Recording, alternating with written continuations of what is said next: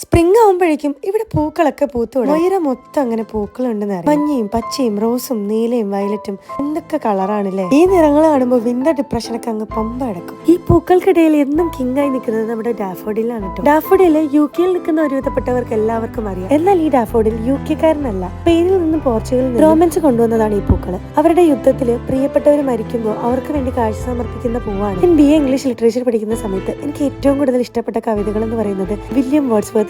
അദ്ദേഹം ഡാഫോഡിലിനെ പറ്റി ഒരു കവിത തന്നെ എഴുതിയിട്ടുണ്ട്. അതിലൊക്കെ പറയുന്നത് പോലെ പ്രണയിതാക്കളുടെ പൂവെന്നും കൂടെയാണ് ഈ ഡാഫോഡിലിനെ അറിയപ്പെടുന്നത്. ഡാഫോഡിൽ ഫ്ലവർ ബെൻഡായി നിൽക്കുന്നതിന് ഒരു ബാക്ക് സ്റ്റോറിയാണ്. അത് വെള്ളത്തിൽ അതിന്റെ ഭംഗി നോക്കി അത് തന്നെ മയങ്ങും എന്നാണ് പറയപ്പെടുന്നത്. അഴകിന്റെ പിന്നിൽ ഒരു ആപത്തുണ്ടെന്ന് പറയുന്നത് പോലെ ഈ ഭംഗി കണ്ടിട്ട് ഈ പൂവെങ്ങാനും പറിക്കാൻ പോയി കഴിഞ്ഞു കഴിഞ്ഞാൽ 5000 പൗണ്ട് പിഴയും മാത്രമല്ല 6 മാസം വരെ ജയിൽ ശിക്ഷയും ലഭിക്കാവുന്നതാണ്. ഇത് മുതിർന്നവർക്ക് മാത്രമല്ല കേട്ടോ, കുട്ടികൾ പറിച്ചു കഴിഞ്ഞാൽ അതിന്റെ പൂർണ്ണ ഉത്തരവാദിത്തം മാതാപിതാക്കൾക്കാണ്. മാതാപിതാക്കളും ജയിലിൽ പോയേക്കാം. ഇതറിഞ്ഞതോടുകൂടി ഞാൻ എന്തായാലും സ്ഥലം വിട്ടു.